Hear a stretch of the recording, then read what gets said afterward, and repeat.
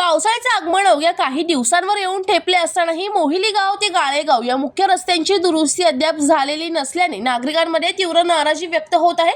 या मार्गावर दररोज शेकडो वाहने, शालेय विद्यार्थी आणि ग्रामस्थ प्रवास करत असतात। मात्र रस्त्याची अवस्था इतकी बिकट झाली आहे की डांबरापेक्षा खड्डे अधिक दिसत असल्याची प्रतिक्रिया नागरिकांकडून व्यक्त केली जात आहे। अनेक महिन्यांपासून रस्त्याच्या दुरुस्तीची मागणी होत असतानाही प्रशासनाकडून कोणतीही ठोस कारवाई झालेली नाही। काही दिवसांपूर्वी महापौर हर्षला थविल यांनी मोहिली परिसरात केडीएमसी वॉटर सप्लायला भेट दिली।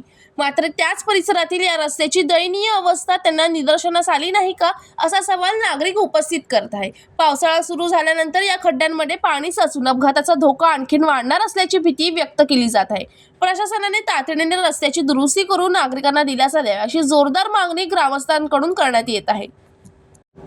ब्युरो रिपोर्ट, जनशक्ती कल्याण।